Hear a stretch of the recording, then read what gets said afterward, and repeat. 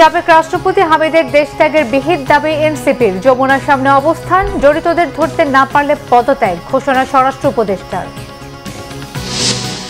গণবিরোধী কাজ না করতে সরকারকে আহ্বান মির্জা ফখরুলের। ফ্যাসিস্টের সহযোগী নন এমন আওয়ামী লীগারদের বিএনপিতে স্বাগত বার্তা রিজভির।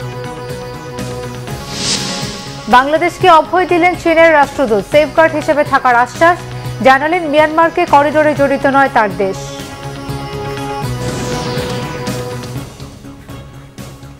দেখছিলেন ক্রাউন 7 সংবাদ শিরোনাম, এবারে বিস্তারিত।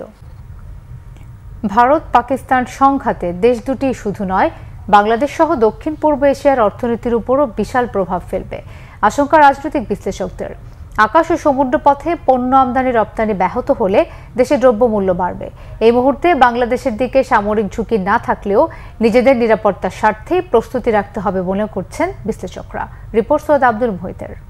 কাশ্মীরের পেহেলগামে সন্ত্রাসী হামলার পর থেকেই পাল্টাপাল্টি পদক্ষেপ নিতে শুরু করেছে ভারত পাকিস্তান। এসব পদক্ষেপের জেরে দুদেশের উত্তেজনার পারদ এখন তুঙ্গে। সিন্ধু পানি চুক্তি স্থগিত, বাণিজ্য জাহাজ চলাচল বন্ধ, এসবই থেমে থাকেনি। শেষ পর্যন্ত সরাসরি হামলা পাল্টা হামলায় জড়িয়েছে দুই দেশ। এমন অবস্থায় দক্ষিণ এশিয়া সহ সারা বিশ্বেই এর ক্ষতিকর প্রভাব পড়বে এমন আশঙ্কা করছেন আন্তর্জাতিক ও নিরাপত্তা বিশ্লেষকরা। আন্তর্জাতিক বিশ্লেষক অধ্যাপক ডক্টর ইমতিয়াজ আহমেদ আশা করেন, বড় আকারে যুদ্ধে জড়াবে না পাক ভারত। পুরোপুরি যুদ্ধ শুরু হলে আকাশ ও সমুদ্র পথে বাণিজ্য ব্যাহত হবে। নিরাপত্তা বিশ্লেষক আবু রুস্তের মতে, ভারত পাকিস্তান যতটা ক্ষতিগ্রস্ত হবে তার চেয়েও বাংলাদেশ সহ প্রতিবেশী রাষ্ট্রগুলোর উপর প্রভাব পড়বে। বাংলাদেশে কিছু না কিছু পড়বে, আপনার অর্থনৈতিকভাবে পড়বে, এই যে আপনার যাতায়াত কিছুটা ব্যাহত হবে, পণ্য রপ্তানিতে কিছু দীর্ঘসূত্রতা হবে। এটা শুধু আমাদের দেশের জন্য না, দক্ষিণ এশিয়া পূর্ব এশিয়ার যে দেশগুলো আছে, থাইল্যান্ড, মালয়েশিয়া, সিঙ্গাপুর, ইন্দোনেশিয়া বা এই জায়গা দিয়ে যে এই আমাদের মালাক্কা থেকে বঙ্গোপসাগর হয়ে ভারত মহাসাগরে যে চলাফেরা করে, এগুলোতে একটু ইম্প্যাক্ট হবে। বাংলাদেশের অর্থনীতি মূলত এক্সপোর্ট আর ইম্পোর্টের উপরে নির্ভরশীল, তাই না? আমরা অনেক কিছু ইম্পোর্ট করি, সেটাকে প্রসেস করি, আমরা এক্সপোর্ট করি। এখন সেই জায়গায় যদি সেটা যদি বিঘ্নিত হয় কোনো একটা ব্যাপারে, বড় যুদ্ধ হলে তো বিঘ্নিত হবেই। এই ছোটোর মধ্যেই বেশ কিছু এয়ারলাইনের অবস্থা এদিক সেদিক হয়েছে, তো এটার ইম্প্যাক্ট তো পড়বেই, কস্ট বেড়ে যাবে। তাদের মতে, পাক ভারত যুদ্ধে উস্কানির বক্তব্য না দেয়া, একই সাথে ভারতের দিককার যে কোনো উস্কানির জবাবে সেনাবাহিনীর প্রস্তুতি থাকাটা জরুরি বলেও মনে করেন তারা। আমাদেরকে সতর্ক থাকতে হবে যে আমরা যেন কোনো ফাঁদে পা না দিই, আর হচ্ছে আমরা যেন কোনো উগ্র চিন্তা ভাবনা না করি আমাদের দেশ থেকে। যেমন ধরেন কিছু কিছু ক্ষেত্রে থেকে বলা হয় যে আমরা ওদের উত্তর পূর্ব ভারত দখল করব, আমরা ওদের চিকেন নেক দখল করব। আমাদের এই ধরনের খেলো কথাবার্তাগুলো মনে হয় বলাটা ঠিক না। বাংলাদেশ আমি মনে করি না যে কোনো দেশের পক্ষে কথা বলবে, কারণ এটা আমাদের বিষয়ও না, এটা তাদের। ভারত আর পাকিস্তান যেমন দুটোই বড় প্যাশনেট ব্যাপার। এখানে একটা সাবধানতা থাকা দরকার, কারণ আমাদের সময় আমরা দেখেছি অনেক সময় আমাদের পলিসি মেকার্সের অনেকজন আছে যারা অনেক কিছু বলে ফেলেন বা ফেসবুকে স্ট্যাটাস দিয়ে দেন, তাহলে কিন্তু একটা ক্ষতি হওয়ারই সম্ভাবনা বেশি। সংকট ঠেকাতে প্রভাবশালী দেশগুলো ভূমিকা রাখতে পারে বলে মত রাজনৈতিক বিশ্লেষকদের। সৈয়দ আব্দুল মুহিত, বাংলা ভিশন, ঢাকা। হত্যা মামলা মাথায় নিয়ে সাবেক রাষ্ট্রপতি আব্দুল হামিদের ঢাকা ত্যাগের নানান সমালোচনা শুরু হয়েছে। দেশ ত্যাগে নিষেধাজ্ঞা না থাকায় চিকিৎসার জন্য তাকে যেতে দেওয়া হয়েছে বলে জানিয়েছে ইমিগ্রেশন কর্তৃপক্ষ। এই ঘটনায় এক এসপিকে প্রত্যাহার ও 2 পুলিশ কর্মকর্তাকে সাসপেন্ড করা হয়েছে। এদিকে আব্দুল হামিদকে দেশ ত্যাগ করতে দেওয়াটা সরকারের চরম ব্যর্থতা, এমন অভিযোগ এনসিপির উত্তরাঞ্চলের মুখ্য সংগঠক শারজিস আলমের। 48 ঘন্টার মধ্যে স্বরাষ্ট্র উপদেষ্টার পদত্যাগের দাবি জানিয়েছে যুব অধিকার পরিষদ। রিপোর্ট করছেন এস এম ফয়েজ। গেলে আগস্ট ছাত্র জনতার তীব্র আন্দোলনের মুখে দেশ থেকে পালিয়ে যান শেখ হাসিনা। পতন হয় আওয়ামী লীগ সরকারের। এরপর দলটির অনেক নেতাকর্মীকে গ্রেপ্তার করা হয়। দেশ ছাড়েন সাবেক মন্ত্রী এমপিদের অনেকে। বুধবার দিবাগত রাত 3টার দিকে ছেলে শ্যালক সহ ঢাকা ছাড়েন সাবেক রাষ্ট্রপতি আব্দুল হামিদ। হত্যা মামলার আসামি হয়েও কিভাবে তিনি দেশ ছাড়লেন তা নিয়ে নানা প্রশ্ন, সমালোচনা শুরু হয়েছে। প্রশ্ন উঠেছে অন্তর্বর্তী সরকারের ভূমিকা নিয়েও। দায়িত্বে অবহেলার অভিযোগ তুলে 48 ঘন্টার মধ্যে স্বরাষ্ট্র উপদেষ্টা জাহাঙ্গীর আলমের পদত্যাগের দাবি জানিয়েছেন যুব অধিকার পরিষদ। এই যে আমাদের অন্তর্বর্তীকালীন সরকারের স্বরাষ্ট্র উপদেষ্টা, সে কি জানত না গতকাল ডামি রাষ্ট্রপতি হত্যা মামলার আসামি আব্দুল হামিদ দেশ ছেড়ে পালিয়েছে এবং এর দায় সম্পূর্ণ এই স্বরাষ্ট্র উপদেষ্টার। সুতরাং আগামী 48 ঘন্টার মধ্যে এই স্বরাষ্ট্র উপদেষ্টার পদত্যাগ করতে হবে। সাবেক রাষ্ট্রপতি আব্দুল হামিদকে দেশ ত্যাগ করতে দেয়াটা সরকারের ব্যর্থতা বলেছে জাতীয় নাগরিক কমিটির উত্তরাঞ্চলের মুখ্য সংগঠক সার্জিস আলম। তিনি পালিয়েছেন না, তাকে পালাতে দেয়া হয়েছে। 9 মাস পরে উনি কিভাবে দেশ ছেড়ে যায়? আওয়ামী লীগের যে কয়েকজন সুবিধাভোগী বাংলাদেশে ছিল তার মধ্যে অন্যতম তিনি। ক্ষমতার অপব্যবহার করে তিনি কত কিছু করেছেন তার প্রমাণ অনেক জায়গা আছে। সেই মানুষ এই দেশ ছেড়ে পালিয়ে যায় 9 মাস পরে। এটা এই অন্তর্বর্তীকালীন সরকারের সবচেয়ে বড় ব্যর্থতা এবং এর জন্য আমি মনে করি যে প্রফেসর ডক্টর মোহাম্মদ ইউনূস স্যারের সরাসরি জবাবদিহি করা উচিত। ডক্টর আসিফ নজরুলের সরাসরি জবাবদিহি করা উচিত যে কিভাবে 9 মাস পরে আব্দুল হামিদ দেশ ছেড়ে পালিয়ে যায়। এই ঘটনায় জড়িতদের শাস্তির আওতায় না আনতে পারলে পদত্যাগ করবেন এমন ঘোষণা দিয়েছেন স্বরাষ্ট্র উপদেষ্টা জাহাঙ্গীর আলম চৌধুরী। এটাও একটা, এই ঘটনাটা মানে ঘটবে আমরা কোনো সময় আশাও করিনি, বাট এটা মানে একটা অপ্রত্যাশিত ঘটনা। এটার জন্য যারা দায়ী তাদের আমি অবশ্যই আইনের আওতায় নিয়ে আসবো। এটা একটা অপ্রত্যাশিত ঘটনা। এই ঘটনাটা আমিও এই আশার করে জানতে পারছি এবং এটার জন্য যারা দায়ী আমি তাদের আইনের আওতায় নিয়ে আসবো। আর যদি না হয় স্যার এটার বিপক্ষে তারা যদি শাস্তির আওতায় না আনে সেই সময় আমি চলব। এদিকে দায়ীদের শাস্তির আওতায় আনার দাবি জানিয়েছেন ঢাকা বিশ্ববিদ্যালয়ের সাধারণ শিক্ষার্থীরা। রাতে টিএসসি এলাকায় বিক্ষোভ করেন তারা। আমরা ইন্টারিমকে বলে দিতে চাই, এই যে দিনের পর দিন আপনারা এই গণহত্যার মদতকারীদেরকে আপনারা আশ্রয় দিয়ে তাদেরকে বিভিন্ন ভাবে দেশ ত্যাগের যে একটা রাস্তা করে দিচ্ছেন, আপনাদের কি লজ্জা লাগে না? এই যে শহীদের রক্ত, এগুলো কি আপনারা দেখেন নাই? ইন্টারিম সরকার না লীগের সন্ত্রাসীদের গ্রেপ্তার করে বিচারের আওতায় নিয়ে আসতে পেরেছে। ইন্টারিম সরকার না পেরেছে একটা ট্রাইবাল গঠন করে এই সন্ত্রাসীদের গ্রেপ্তার করে বিচার করতে।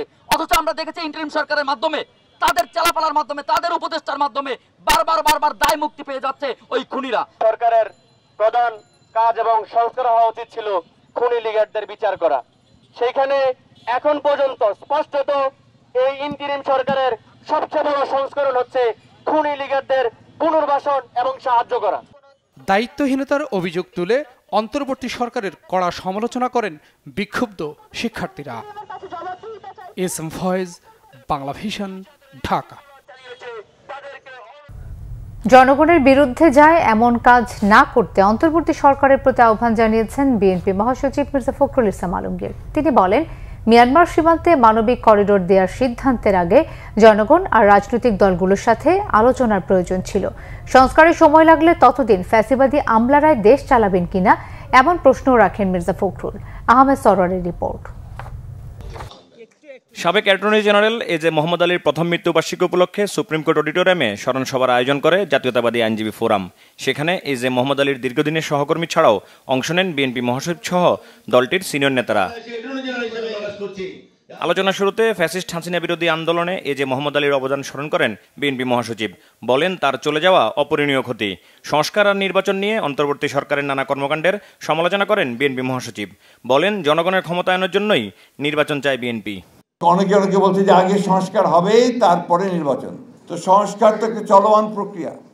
সংস্কার কোনটা হতে হতে আপনার 5 বছর 10 বছরও লাগতে পারে, এটা তো চলমান। তাহলে নির্বাচন 10 বছর হবে না। আর এই 10 বছর কি ওই ফ্যাসিবাদী আমলাদের হাতেই দেশ চলবে? এখন তো আমরা ফ্যাসিবাদী আমলাদের দ্বারাই পরিচালিত হচ্ছি। সেক্রেটারিয়েটে আমলারা 90% আমরা ফ্যাসিবাদের দোষর। সবচেয়ে করুণ অবস্থা বোধহয় শিক্ষাঙ্গনে, ইউনিভার্সিটিগুলোতে আমরা সবাই রাজা, আমাদের এই রাজা রাজত্বে। আজকে সেখানে ডিসিপ্লিন বলতে কোনো কিছু নেই। সীমান্তের ওপারে যাদের সাথে প্রয়োজন তাদের সাথে কথা বলতে পারলেও দেশের মানুষের সাথে কথা বলতে আপত্তি কোথায়, এমন প্রশ্ন তোলেন মির্জা ফখরুল। আমি অন্তর্বর্তীকালীন সরকারের সাফল্য চাই, বারবার বলছি। আমরাই তাদেরকে বসিয়েছি, কিন্তু এমন কোনো কাজ করবেন না যা জাতির বিরুদ্ধে যাবে, বাংলাদেশের মানুষের বিরুদ্ধে যাবে।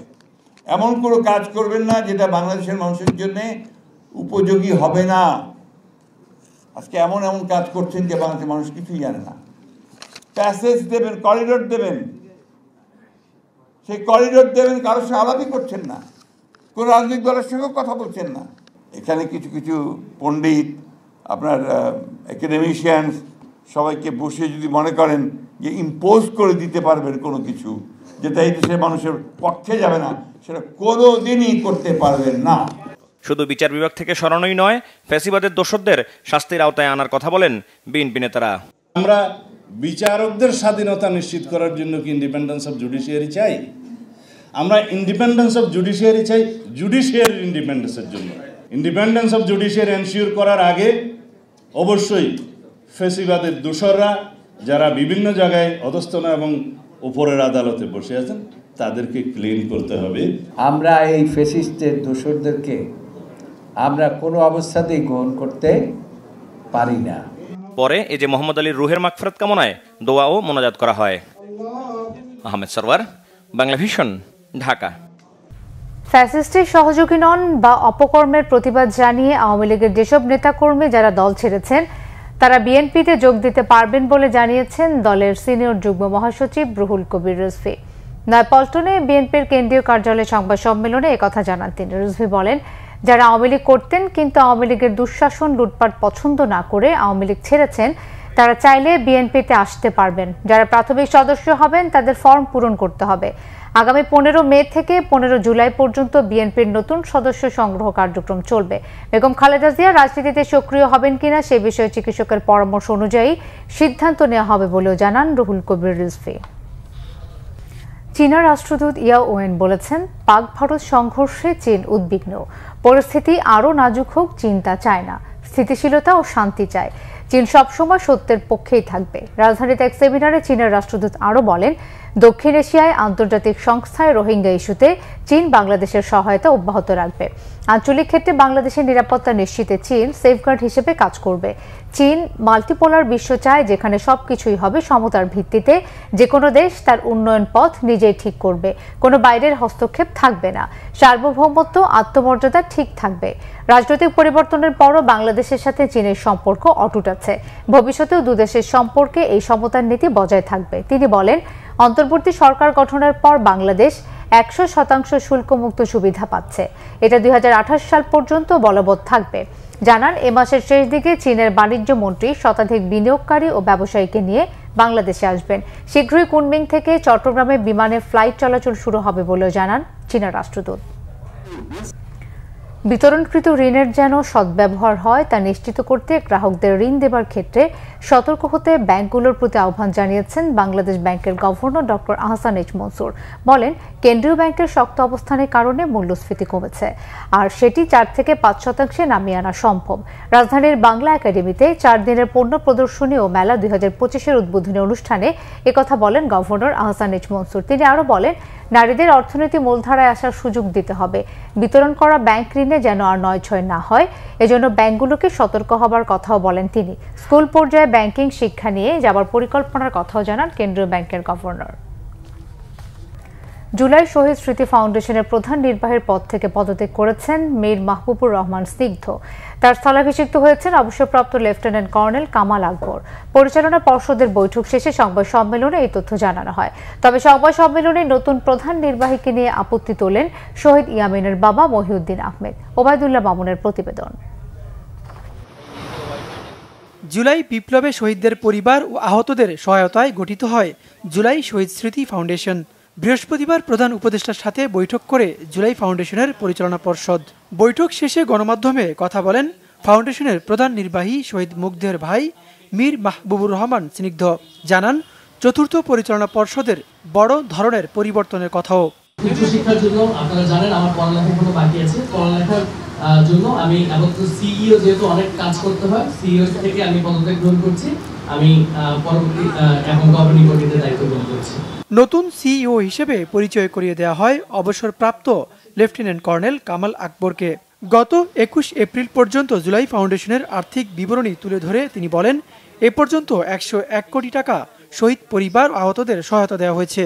শহীদ পরিবারের সন্তান পিতা মাতার সুচিকিৎসার জন্য হসপিটালগুলোতে যাতে চিকিৎসার জন্য সহযোগিতা পায় সেটির আমরা ব্যবস্থা করব। শহীদ ও আহতদের পরিবারের সদস্যদের পুনর্বাসনের জন্য সরকারি বেসরকারি বিভিন্ন প্রতিষ্ঠানের সাথে যোগাযোগ করে তাদের ফ্ল্যাট নির্মাণের ব্যবস্থা গ্রহণ করা হবে। তবে নতুন প্রধান নির্বাহীকে নিয়ে আপত্তি তোলেন শহীদ ইয়ামিনের বাবা ও জুলাই ফাউন্ডেশনের সদস্য মহিউদ্দিন আহমেদ।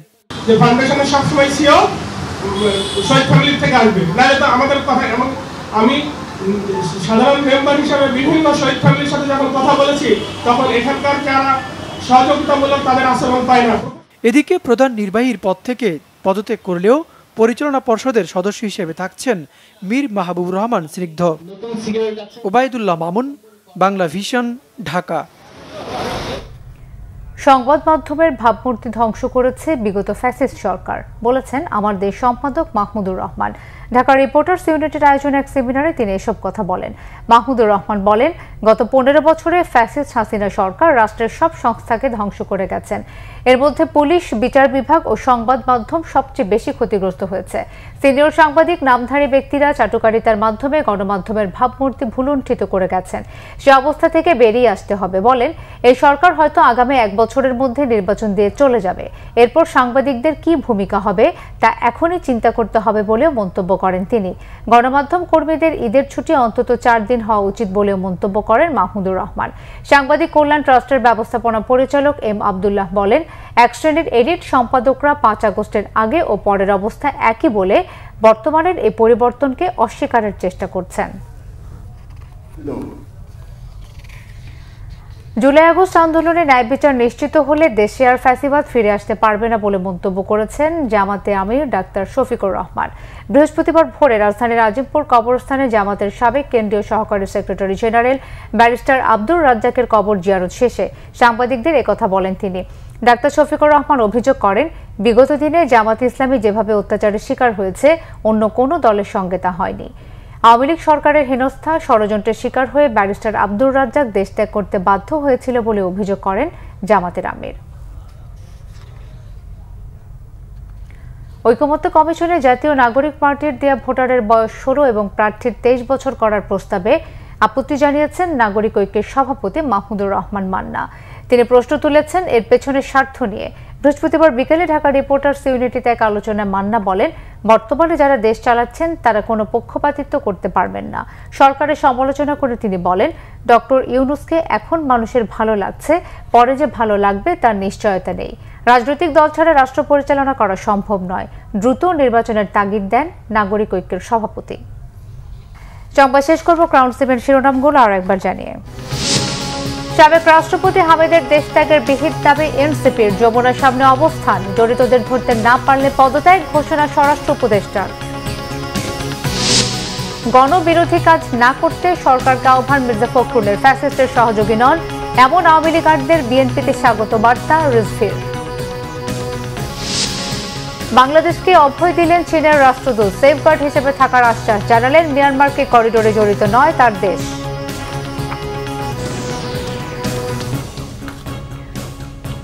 এই ছিল এখনকার মতো। পরের সংবাদ সকাল 7:30। এছাড়া বাংলা ভিশন সংবাদ ও সংবাদ সংশ্লিষ্ট অনুষ্ঠান দেখতে ভিজিট করুন www.bvnews24.com ও facebook.com/banglavision news এবং সাবস্ক্রাইব করুন youtube.com/banglavision। ধন্যবাদ।